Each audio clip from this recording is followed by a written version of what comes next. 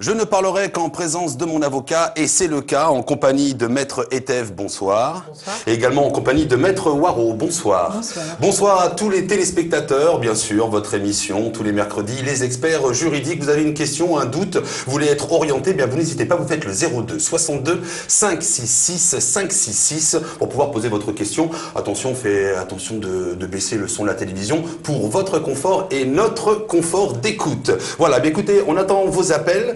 En compagnie de Maître Waro et Maître Eteve, bonsoir. Nous allons vous poser la première question, une petite question qui est toute simple, mais qui a quand même son importance. Que doit-on demander à un artisan avant de commencer les travaux, des gros travaux, style toiture, fondation, électricité, etc., etc. Parce que c'est vrai que des fois, il y a beaucoup d'artisans, mais il y en a qui sont des fois à protéger. Alors, qu'est-ce qu'on doit vraiment demander à un artisan avant de commencer des travaux? Alors, quand il s'agit de gros travaux, comme vous dites, la toiture ou des fondations ou des travaux importants qui risquent de mettre en cause la solidité de la maison, il faut que l'assureur de l'artisan existe. Il faut lui demander donc les justificatifs de ses assurances. Donc il peut y avoir plusieurs types d'assurances. Les plus importantes, ce sont les assurances biennales et les assurances décennales. Ça veut dire qu'au bout de 2 ans, on peut mettre en œuvre une garantie s'il y a des difficultés, ou au bout de 10 ans, si des vices apparaissent entre-temps, eh bien, on peut mettre en cause l'assurance et c'est lui qui devra garantir et qui devra donc financer les réparations s'il y a des choses à réparer au-delà de ces périodes. D'accord, donc ce sont des papiers qui sont officiels, qui peuvent nous scanner en effet pour montrer sa bonne foi, etc. Voilà, tout simplement. Alors attention, parce qu'il y a eu beaucoup de procédures pénales sur des artisans qui présentaient des attestations émanant de compagnies d'assurance d'autres pays, du Luxembourg, de je ne sais quel pays, et qui en réalité n'en étaient pas des vrais. Donc il faut vérifier. Le mieux, c'est d'appeler la compagnie d'assurance pour voir s'il y a une réalité dans la garantie qui vous est présentée. Et il faut également regarder la date de validité de cette assurance. Parce que si vos travaux sont en cours et que l'assurance se termine, eh bien, votre garantie ne jouera pas. Donc vous demandez au moment de la signature du contrat et au moment du début des travaux, demandez l'attestation d'assurance. On la demande 2 fois. Voilà, c'est mieux. C'est mieux. Eh bien, écoutez, merci pour cette précision. Au standard, eh bien écoutez, ça bouge, on attend vos questions. Bonsoir, allô, bienvenue. Allô? Allô? Oui, bonsoir. Oui, bonsoir. Bonsoir. J'ai une petite question. Eh bien écoutez, on aura, je pense, une grande réponse à vous donner. Oui, voilà, on a vendu un terrain à une grande société. On n'entend pas sur le plateau. Voilà, on ne vous entend pas sur le plateau. Alors on va demander à la régie de faire le nécessaire afin de pouvoir nous donner le son de votre question. Allô? Allez-y, Oui. allez-y, parlez. Oui, on a vendu un terrain à une grande société. Non, c'est toujours pas bon, excusez-moi. Vous entendez pas? Oui, alors attendez, 30 secondes, on vous met en stand-by en attendant. Oui, la magie du direct. Oui, voilà, sûr. quand il n'y a pas d'enceinte, c'est pas évident. Donc c'est sûr que là, on t'écoute.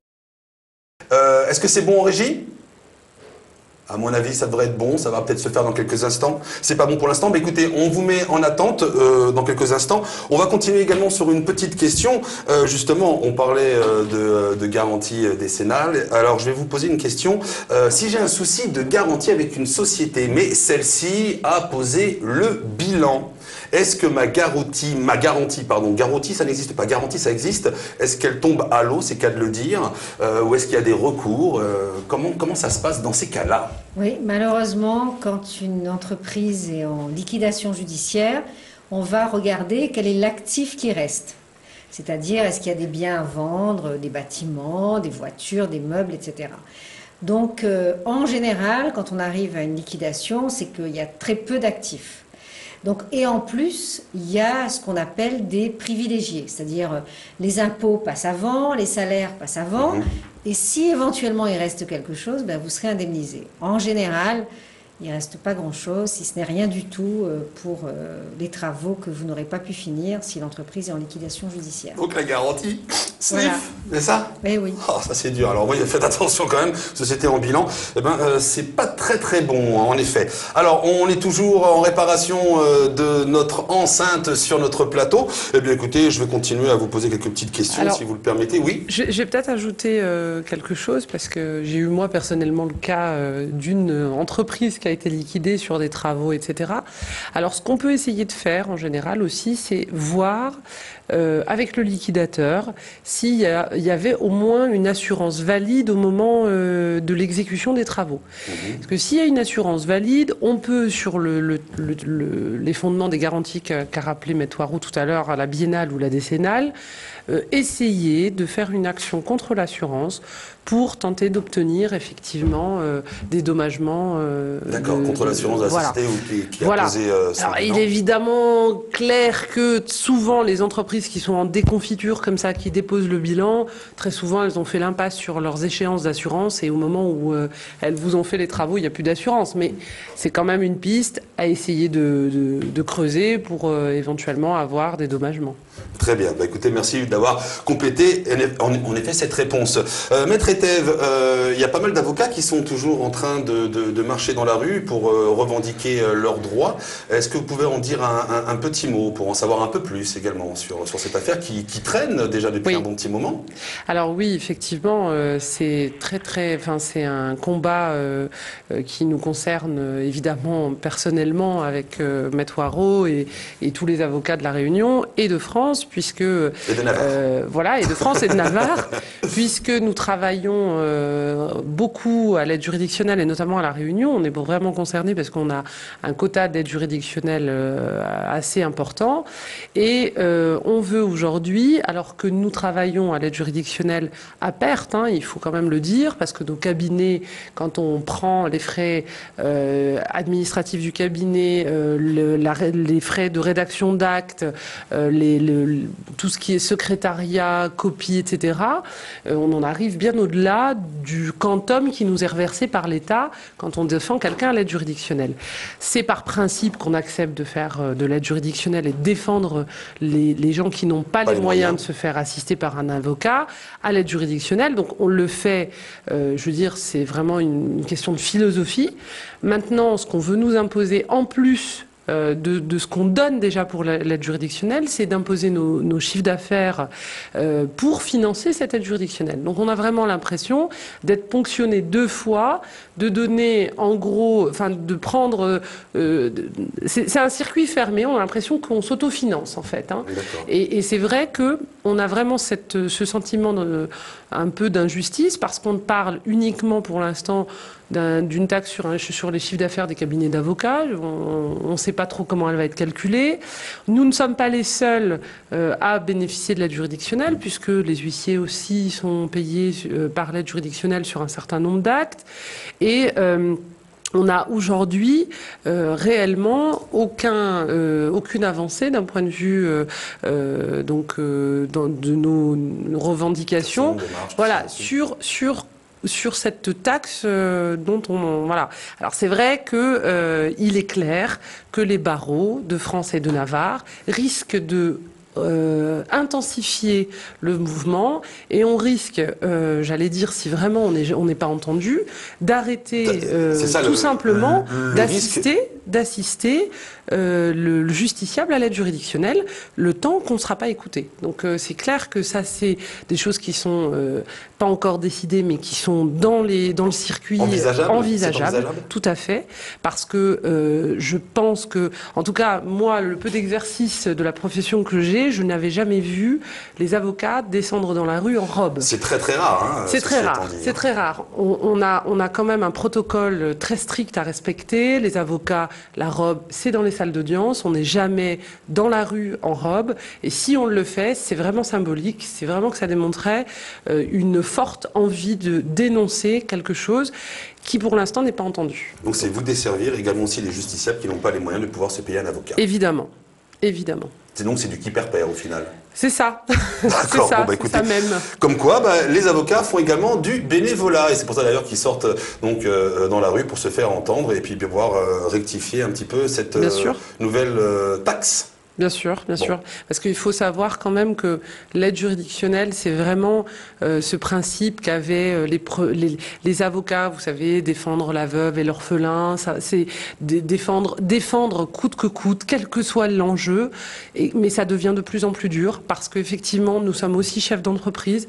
Nous avons aussi malheureusement des taxes à régler régulièrement et on nous alourdit ça.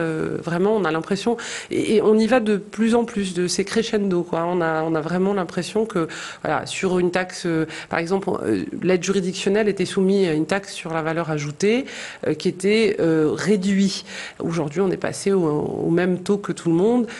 C'est déjà quelque chose. On a un droit de plaidoirie qu'on reverse également. Donc, sur l'indemnité d'aide juridictionnelle, quand on regarde, il ne nous reste pas grand-chose en bout de course. Donc c'est vrai que c'est très dur. Le geste de pouvoir en effet défendre exactement, la veuve et exactement. l'orphelin. Et c'est pour ça que je vous dis c'est très philosophique. Donc il faut que ce soit entendu par le justiciable et qu'on soit soutenu dans nos manifestations parce que c'est important que ce soit entendu. Merci Maître Ethel. Merci. Alors on va tenter donc notre appel. On va voir si on va pouvoir écouter votre question ensemble. Bonsoir, allô. Bonsoir, allô. Eh bien non, c'est encore un échec. Alors écoutez, moi je suis le seul, je vais essayer donc de raconter l'histoire. Je vous écoute. Allô. Allô. Ah, ça y est. Très bien. Voilà, c'était juste un peu tard à monter.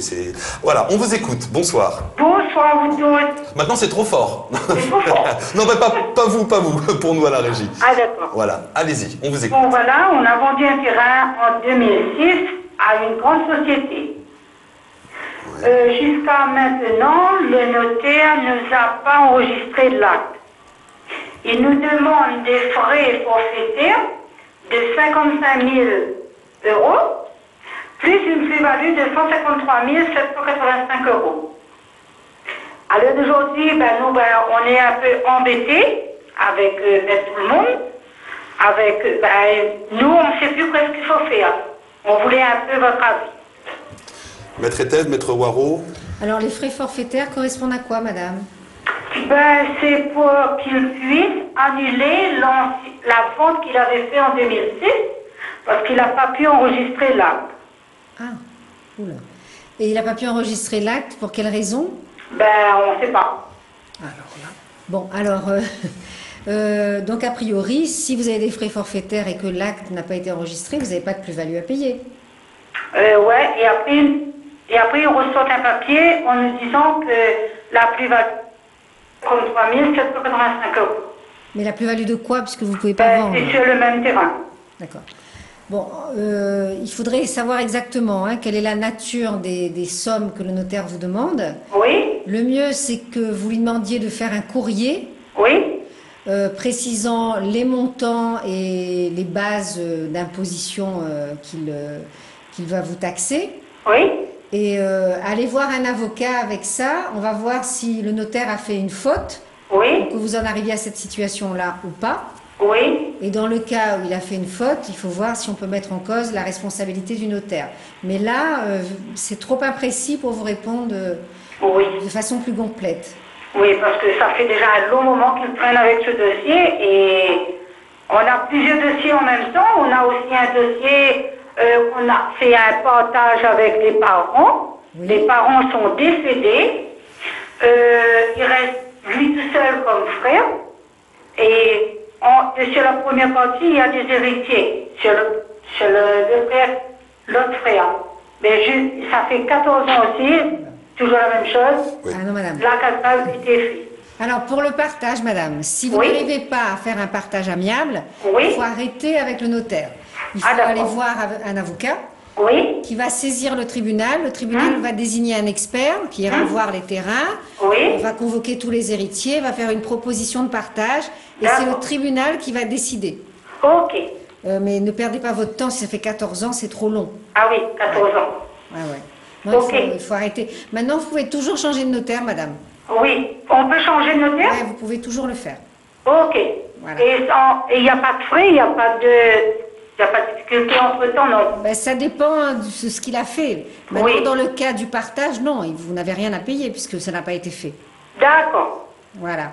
D'accord, ben je vous remercie. Voilà. Au Merci, revoir. madame. Très bonne Allez, au soirée. revoir. Merci, Au au revoir. revoir. 02 62 566 566, l'émission Les Experts Juridiques. On attend vos questions. Allô, bonsoir. Allô? Bonsoir. Je vis un grand moment de solitude. Y a-t-il quelqu'un au standard? Quelques problèmes techniques ce On a soir. des petits problèmes techniques, oui, en effet. Hein, c'est les vacances même pour, Ouais. pour le matériel technique. Bon, on va se poser des questions. On va se alors. poser plein de questions. Alors, est-ce qu'on peut me répondre en régie si on a un appel ou pas? Oui? Non? Allô? Oui? Ah bah voilà, c'était vous. Ah bah voilà. Je voulais vous poser une question concernant les testaments. Je sais qu'il y a des testaments qu'on signe devant le notaire avec la présence de deux témoins. Et puis, il y a le fameux testament holographe dont on peut se procurer un modèle auprès du notaire pour qu'il n'y ait pas justement de contestation concernant les légaux utilisés par la personne. Mais j'aurais aimé savoir quelle est la fiabilité d'un testament holographe. Bah, c'est fiable, madame, le testament holographe, sauf à démontrer qu'il y aurait eu une fraude ou qu'il n'aurait pas été rédigé par le défunt. Enfin, voilà. Il vaut comme un testament par acte notarié. Hein. Oui, et on le confie à qui après? On le confie. Alors, vous pouvez le confier à un notaire. Pour enregistrer. Pour l'enregistrer, puisque en fait, ils les conservent, eux. Hein. Ah oui, d'accord. Voilà. Oui. Et les testaments en présence de deux témoins, on les confie à qui? Ah bah de toute façon, c'est devant le notaire aussi. Hein. Ah bon, donc Ouais. les deux sont devant le notaire. Ok, Oui. d'accord. Voilà. Ok. Merci. De Au rien. revoir. Au revoir. Merci, au revoir. Le notaire a le monopole, c'est ça? Par rapport au droit de succession, bien sûr. On s'imagine qu'il touche beaucoup d'argent, mais pas tant que ça au final. Hein. Non, c'est vrai, c'est un, c'est un petit pourcentage. Par contre, moi je trouve ça, enfin voilà, on est quand même pas forcément le seul pays à payer les droits de succession, mais il y a d'autres pays où ils ne le font pas et ils sont complètement effarés de cette situation. Ça a beaucoup augmenté. Hein, c'est horrible. Hein. Mais c'est pas du fait du notaire. Hein, Non, bien sûr. C'est la loi, c'est la loi. Ça change à chaque fois d'ailleurs. Voilà. On continue au standard 02 62 566 566. Bonsoir, allô, on vous écoute. Allô? Oui, Allô, vous m'entendez? Oui. oui. Oui, alors, voilà. Moi, je vous ai appelé pour vous demander un conseil, s'il vous plaît. Eh bien écoutez, on va essayer de vous y répondre, oui. Oui, alors, en fait, mes parents m'ont laissé des fonciers, un patrimoine foncier, quoi. Donc, je ne citerai pas l'endroit. Hein. Et finalement, on est à 7 héritiers. D'accord? Et le notaire m'a remis un acte de notoriété. Oui. Alors, qui prouve ma qualité d'héritière. À partir de là, j'ai déposé l'acte de notoriété chez un notaire. Et jusqu'à maintenant, il ne m'a pas donné de réponse. De réponse à Donc, quoi, madame? je voudrais savoir où est-ce que je dois m'adresser. Peut-être je me suis adressée au mauvais notaire. Non, mais de réponse à quoi? Madame, de réponse à quoi? Une réponse à quelle question? Oui. Vous attendez une réponse à quelle question? Ben, la question, parce qu'en fin de compte, comme on est en indivision, normalement les héritiers doivent recevoir des quotas et moi je ne touche pas mes parts. Ah, d'accord. Ah, en fait, il y a de l'argent qui est perçu, c'est ça? Voilà, il y a des héritiers qui touchent leur quote-part et il y en a qui ne touchent pas. Bon, ça veut Donc dire, à partir madame... de là, j'ai demandé au notaire qui détienne mes parts. Non, mais... S'il y a des indivisaires qui détiennent mes parts, où c'est le notaire? Et je n'ai pas encore de réponse. Maître Waro va vous répondre. Alors, madame, Oui. en fait, c'est... alors, je ne sais pas si je réponds exactement à votre question, mais a priori, donc, il y a des revenus qui sont perçus par le notaire dans le cadre de la succession. Hein. Normalement, il doit répartir les revenus entre les co-indivisaires, c'est ça? Et vous ne recevez pas votre part? Madame? Allô? C'est ça? Vous avez entendu? Vous avez entendu? Non, je ne reçois pas. Voilà, ah non, c'est ça. je ne le reçois pas. Alors, donc, il y a un problème. Ce que vous allez faire, c'est qu'il faudrait peut-être mettre fin à l'indivision pour qu'on puisse faire les comptes de l'indivision et que chacun puisse récupérer sa part. Donc si le notaire n'arrive pas à régler le problème à l'amiable et si vous n'êtes pas satisfait par vos droits qui ne sont pas respectés, il faudra aller voir un avocat pour saisir le tribunal et demander à ce qu'il soit mis fin à l'indivision. Et que vous puissiez récupérer les comptes qui vous reviennent et la part qui vous revient sur les biens à partager. Comme ça, il n'y aura plus de problème, chacun percevra ses propres revenus liés aux biens qu'il aura et ses propres droits. Voilà, madame.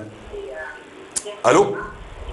Oui, j'ai entendu. J'ai bien entendu. Mais le problème est qu'ils ont créé des sociétés en nom collectif. Et si je fais partie de cette société, je ne suis pas au courant. On m'a pas mise au courant. Il y a des SCI qui a été créée, une société civile immobilière, au nom de ma famille, ma propre famille, mais personne ne m'a mis au courant. Et pendant ce temps, je suis célébrant, j'habite, je n'ai même pas un loyer, et mon foncier à Saint-Gilles sont construits partout, je ne reçois rien, monsieur. Je suis dans la rue. Madame, si vous êtes associé dans une SCI ou si vous ne savez pas si vous l'êtes, il faudrait demander les statuts, la copie des statuts au tribunal de commerce pour voir si vous détenez des parts ou pas. Et en tout état de cause, que ce soit des SCI ou autres, en tant qu'héritière, vous avez des droits. Donc il faudra aller demander les statuts d'abord, essayer de regrouper tous les éléments, aller voir au bureau du cadastre les différentes propriétés qui entrent dans la succession. Et avec tout ça, vous allez voir un avocat qui va demander au tribunal un expert qui va évaluer la valeur de vos parts, si vous êtes ou non dans la SCI, si vous n'y êtes pas, combien les autres héritiers vous doivent par rapport à leurs propres droits. Tout ça va être calculé. Mais il ne faut pas attendre trop longtemps, madame, parce que plus vous attendez, plus ça devient complexe. Voilà, madame. Voilà. On a, je pense, répondu à votre question. Du moins, on vous a bien orienté. Ah oui. Eh bien, écoutez, je vous remercie, monsieur, dame. Merci beaucoup, merci à vous, très bonne soirée. On continue toujours au standard, en compagnie de Maître Etev et Maître Waro. Bonsoir, allô? Allô? Bon, je crois qu'on est en train de nager dans la panade en ce moment. Oui, il y a quelqu'un au standard? Allô, bonsoir. Bonsoir. On vous écoute. J'aimerais avoir une renseignement, s'il vous plaît. Oui. Alors, j'ai des abonnements Orange, c'était en ligne, et j'arrive plus à payer, et je veux savoir, est-ce que je vais pouvoir saisir mon compte de la carte? Oh là là là là là là, excusez-nous, mais alors là, on a eu en effet un forfait voyelle ou consonne, mais on n'a pas tout bien entendu. Vous pouvez répéter la question, ou alors vous êtes en téléphone portable, il y a peut-être possibilité de vous déplacer où ça passe un tout petit peu mieux. Allô? Non, je pense qu'elle nous a quittés. Non, je crois qu'elle voulait résilier son abonnement. Elle voulait résilier son abonnement elle ne parce qu'elle était pouvait plus apparemment payer. D'accord. Voilà. Donc une résiliation, déjà, une première chose, c'est de dire qu'on arrête. Oui, ça y est. Allô, bonsoir. Oui, bonsoir. Ah, on passe à quelqu'un d'autre. Alors 30 secondes juste avant, on parlait donc d'une résiliation. La chose qui est importante à retenir, c'est d'abord la lettre recommandée. C'est vrai tout le monde le sait, mais c'est toujours bien de le dire oui, quand même. Puis le problème, c'est de savoir si elle est dans le délai vous savez, de la fin de l'engagement. Voilà, de l'engagement, ou elle est en dehors de l'engagement. Si elle est en dehors de l'engagement, c'est très simple pour résilier. Si elle est dans l'engagement, c'est bien plus compliqué. Voilà, très bien. Parce que je crois qu'il faut payer un forfait pour pouvoir normalement, il se faut désengager. payer la totalité de ce qui est dû jusqu'à la fin de l'engagement. Voilà, donc c'est ça. Écoutez, si votre téléphone fonctionne un petit peu mieux ou vous pouvez capter un petit peu mieux, bien n'hésitez pas à nous rappeler au 02 62 566 566 et on continue toujours au standard. Bonsoir, allô, on vous écoute. Allô, bonsoir. Bonsoir. Voilà, je vous appelle pour avoir un renseignement, s'il vous plaît. Voilà, mon compagnon, il a été libéré en 1981 et 91, et il avait le droit de voter pendant 2 ans et il a perdu ses droits civils.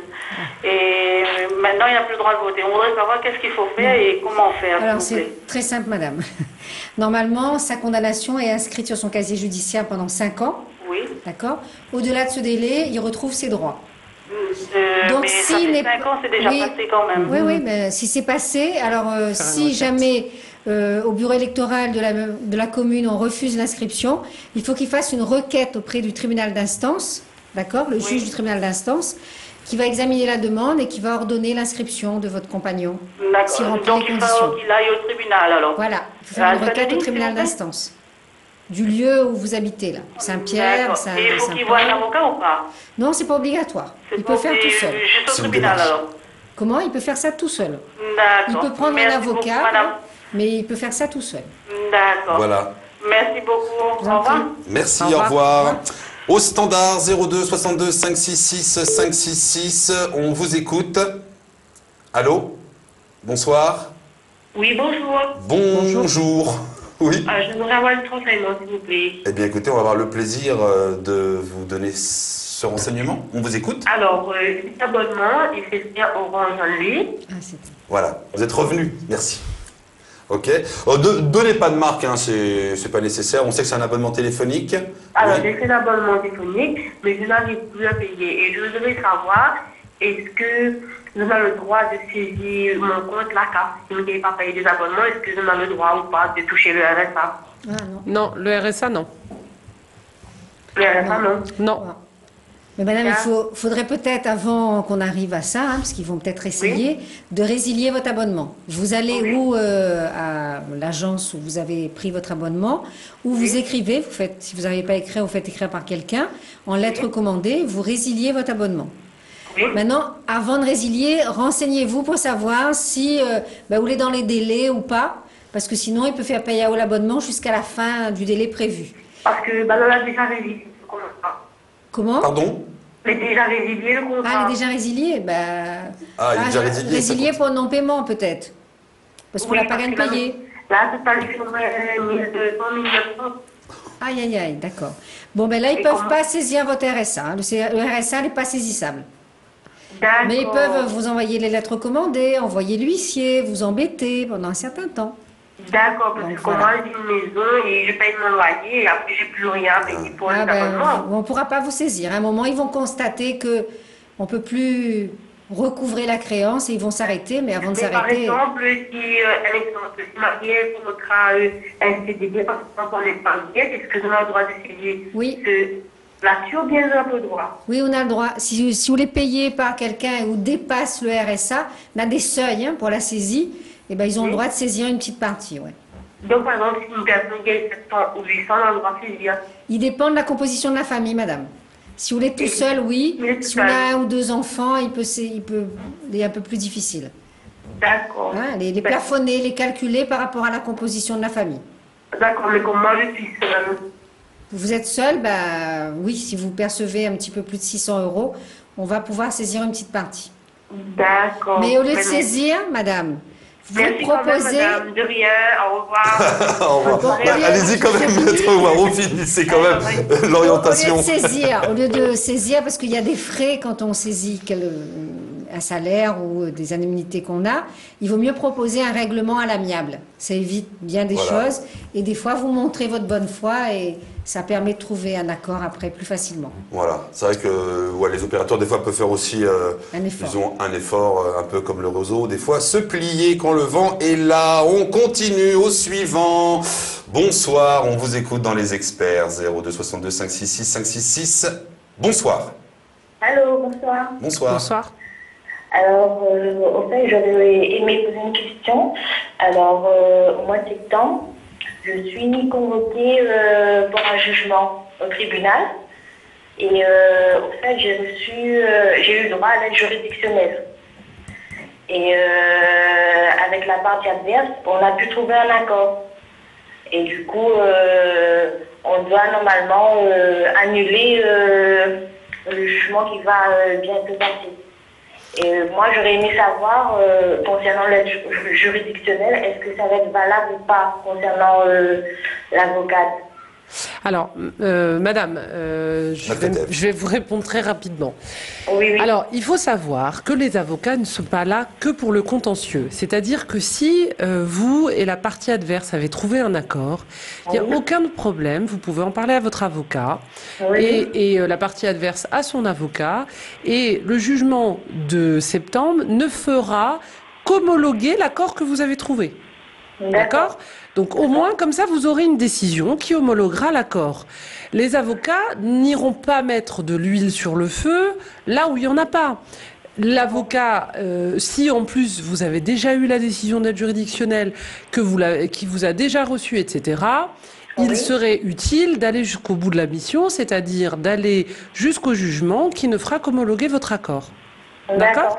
Donc vous n'avez pas forcément besoin d'annuler le jugement. Parce que annuler le jugement, c'est bien quand on trouve un accord, mais il suffirait qu'il y ait à nouveau de la friture sur la ligne entre vous et votre adversaire, que vous n'ayez plus rien de vraiment établi, puisque seul un jugement peut être exécuté, j'allais dire, alors qu'un accord, ça a quand même une valeur juridique beaucoup plus faible.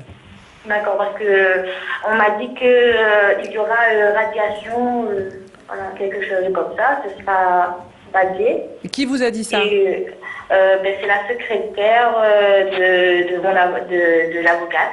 Bah, écoutez, à ce moment-là, voyez avec votre avocat. Si votre avocat vous dit, OK, il n'y a pas de problème, on ne va pas jusqu'au jugement, mais parce qu'en fait, je vous explique, à l'aide juridictionnelle, l'avocat ne perçoit aucun euro tant que la mission n'est pas finie jusqu'à son terme, d'accord?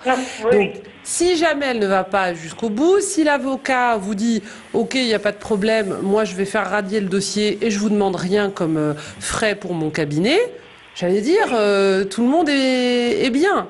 Mais en revanche, si elle a passé du temps à vous recevoir, éventuellement à rédiger un acte, etc., et que vous lui dites on va pas jusqu'au bout, et qu'elle n'aura pas ce qu'on appelle l'attestation de fin de mission pour pouvoir être rémunérée par l'aide juridictionnelle après, il se peut qu'elle vous dise il y a un moment donné, il va falloir régler la facture des honoraires du cabinet. D'accord. D'accord ? Voilà. Voilà. Merci beaucoup. Merci beaucoup. Allez, au revoir. Au revoir. Merci de votre fidélité. Au standard, nous avons encore des appels. Eh bien, oui. Eh bien, non. Allô? Oui, si. Bonsoir, monsieur. Bonsoir, on vous écoute. Bonsoir, mesdames, monsieur. Bonsoir. Merci. Oui, en fait, une petite question, un petit renseignement. Oui. En fait, mon père a un terrain de 2020 mètres carrés. On est à 8. Oui. Et en fait, on ne pourra pas partager parce qu'on est trop nombreux. Et sachant que mon père a le Fonds national, on voudrait savoir, plus tard, quand il décède, comment ça se passe. Oui, c'est le Fonds national, pas le Front national. Non, ouais, c'est le Fonds national. Le Fonds national. Je sais pas, ah bon, politique. Alors en fait, monsieur, il y a deux questions.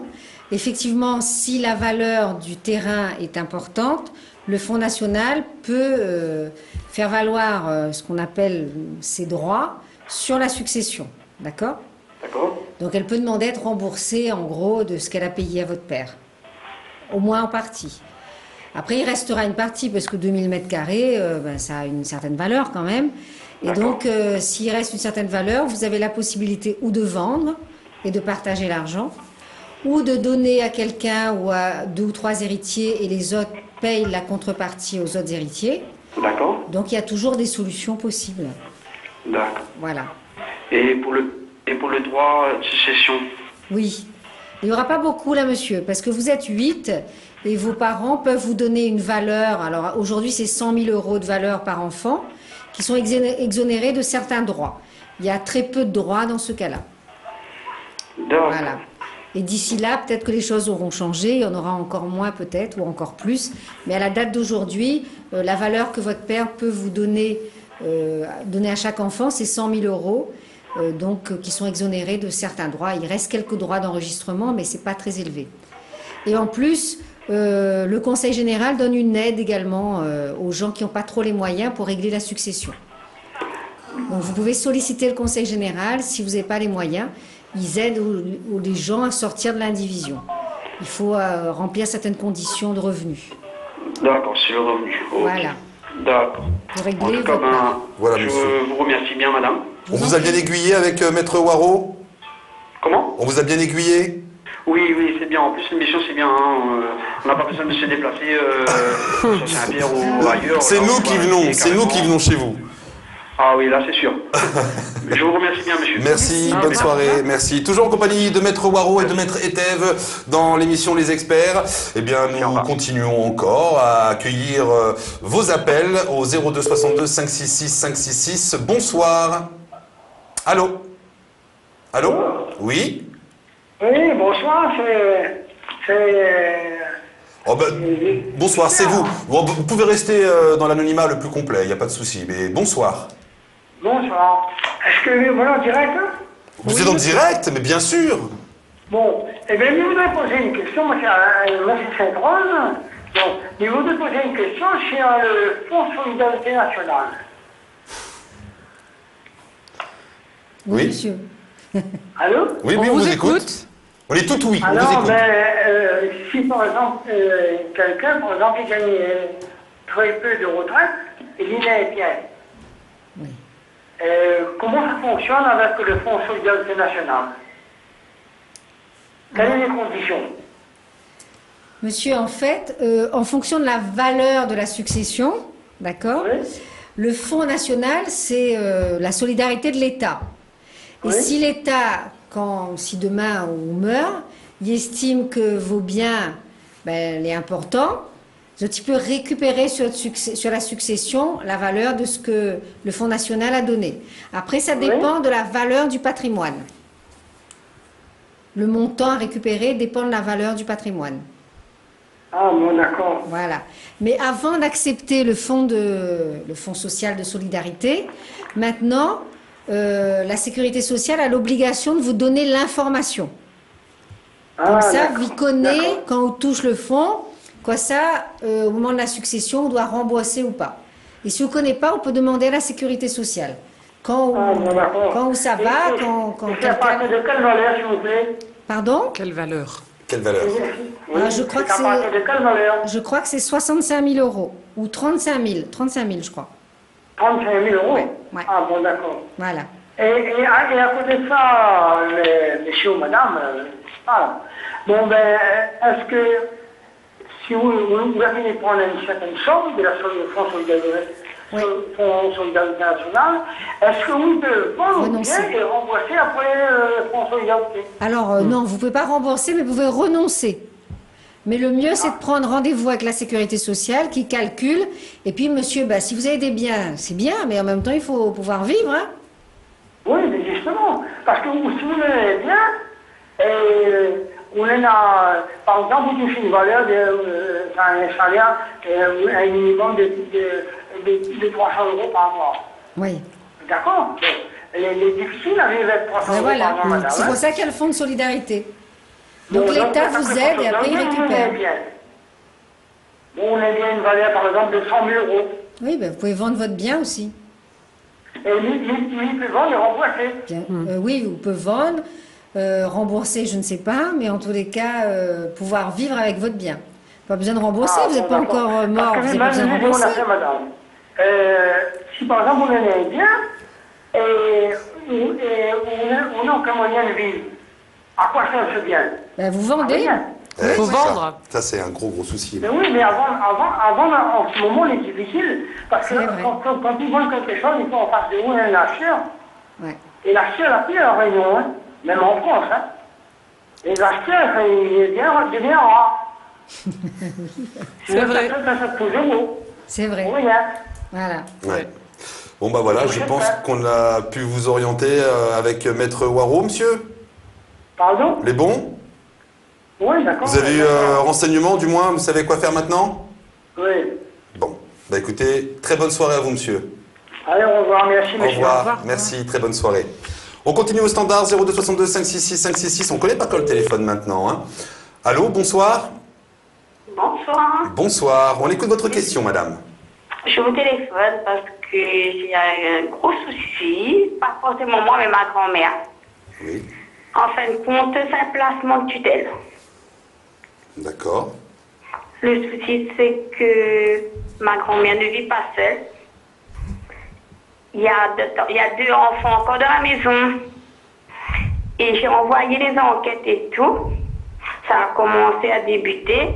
Le souci, est-ce que si je place ma grand-mère sur tutelle, comme j'ai déjà payé le docteur et tout, hein, comment ça va se passer si le garçon dans la maison refuse?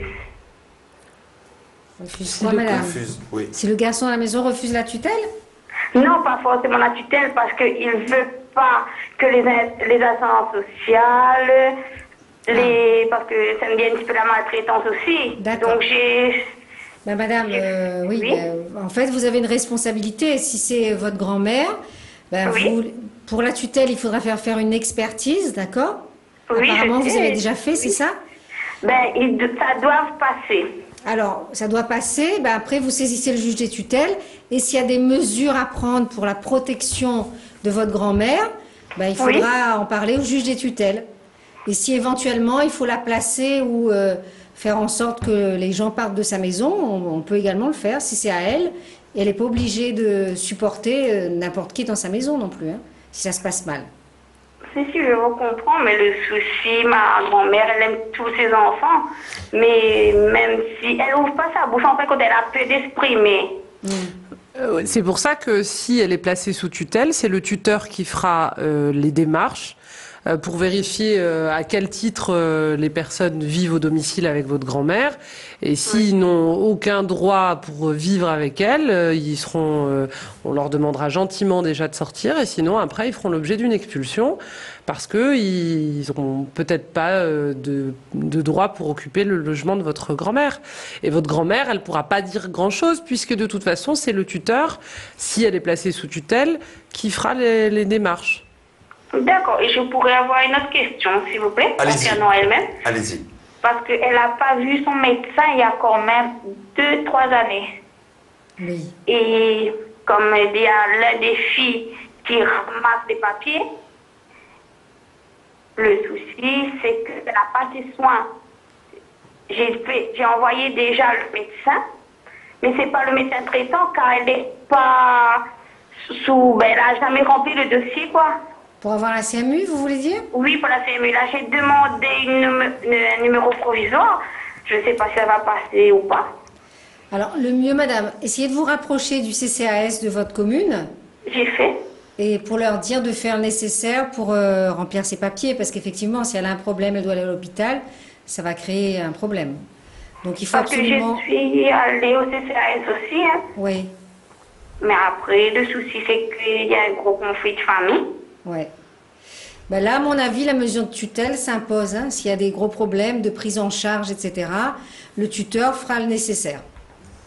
D'accord. D'accord. Merci beaucoup. Merci à vous, madame. Merci. Bon courage. Au revoir. Très bonne Au revoir. soirée. Merci. Merci vous aussi. Merci.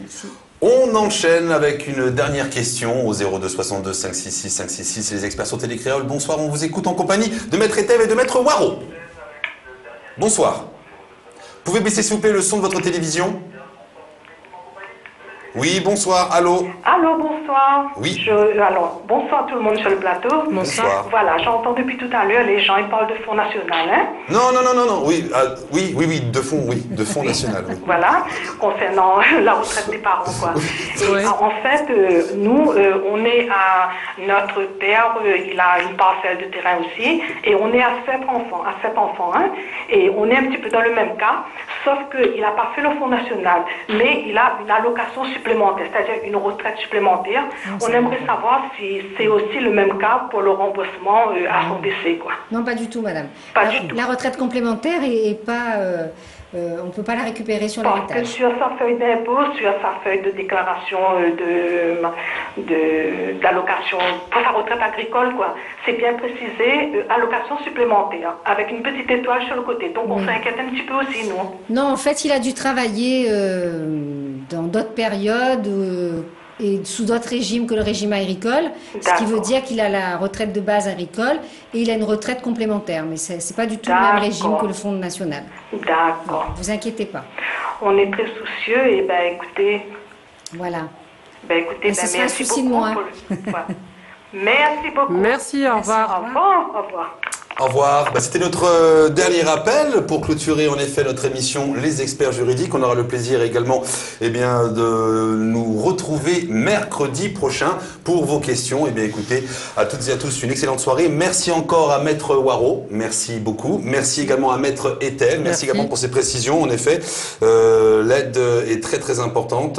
Peut-être en train de tomber dans le déclin ou pas. On verra la suite. Il faut qu'on la préserve. Il faut qu'on la préserve. Je pense que oui, parce que c'est un bon exemple également, l'émission des experts. On se rend compte que l'aide juridictionnelle est quand même un point fort et surtout, on ne peut pas passer à côté d'avoir bien sûr les conseils d'un avocat. Voilà. Merci à toutes et à tous. Merci, bonne soirée et on se retrouve mercredi prochain dans les experts.